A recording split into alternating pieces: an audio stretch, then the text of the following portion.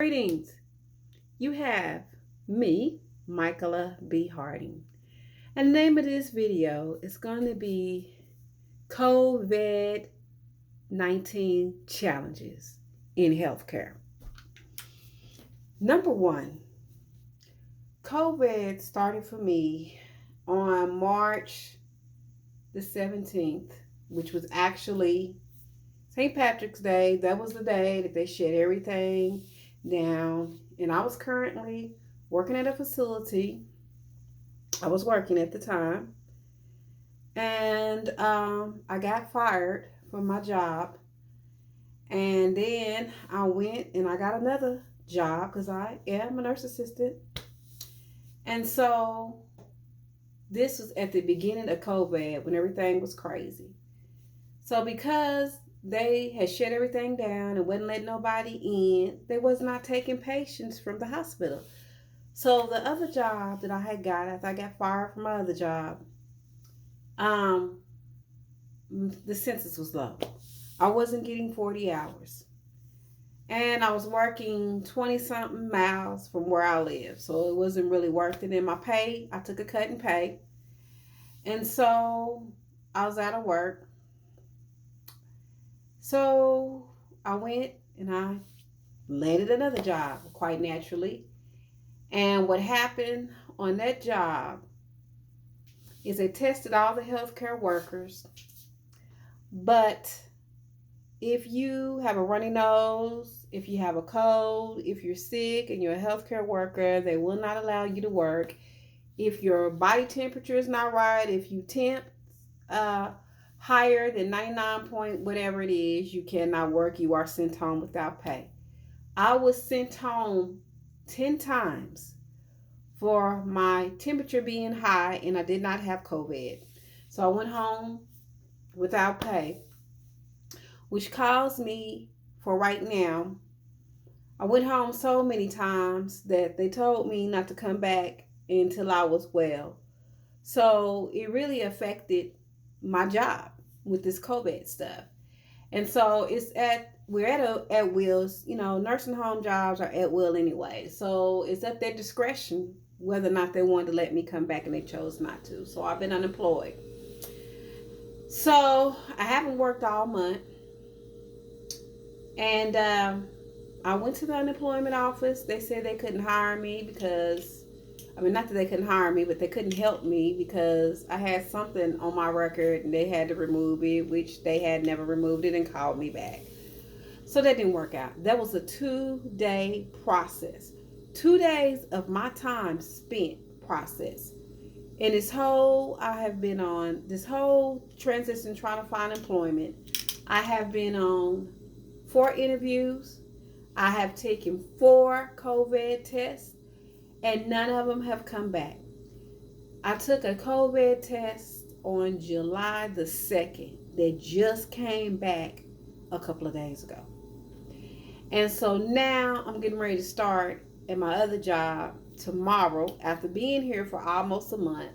So my rent is behind, my light bill is behind, and I have never, in any time of getting fired in the whole 25 years that I've worked in healthcare, I have never in my life been this far behind.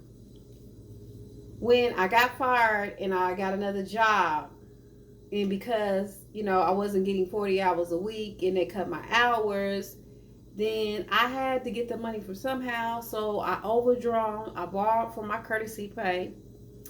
And I overdraw my checking account, and I was not able to replace the money, so they closed my checking account down.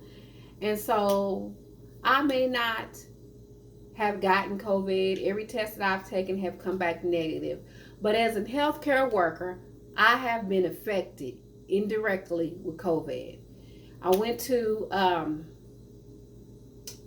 community action to try to get help, and they didn't want to help me. They said I didn't qualify for COVID because in their opinion, I make enough money to pay my rent. But yes, I do, but I can't go to work until I get my COVID test back. That's the holdup. Until I get these COVID tests back, they're not allowing me inside facilities to work. This is not a quick process. And so, I mean, it's just really just no kind of help or no kind of support for the healthcare workers. We're putting our life on the line. We're front line. And then, I mean, sometimes in the facility, they act like ain't nothing going on. It's being harder to land another job, possibly quickly than what we would normally land a job. But in the meantime, I'm just praying that my apartments complex that I live in will understand, and that they will make some payment arrangements with me on my rent, because I am behind, because I have been affected by everything that goes on with COVID. Um, if my temperature is high, I can't argue with them. You know, they cannot let me work. If I am feeling sick, I can't argue with them. They cannot let me work. I have to go home. And unfortunately, I go home with pay.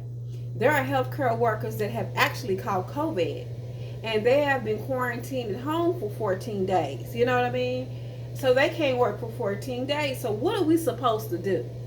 I mean, what are we supposed to do?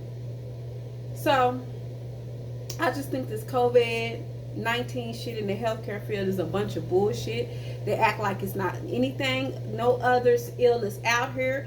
And then another thing, they have us wearing is face masks, these plastic gowns, and all of that has contributed to me having a high body temperature, which was making me temp out, and they were sending me home. So I just say this is a bunch of bullshit. Bottom line, if you are a CNA right now in the healthcare field, my suggestion is to you, if you're working in a facility and y'all have no COVID-19 infected people, even if it is that you're just working short, you need to stay there. You need to stay there and deal with whatever it is working short, because it is 9 times harder to go somewhere else. And when you go somewhere else, it's the same ball game. They're short.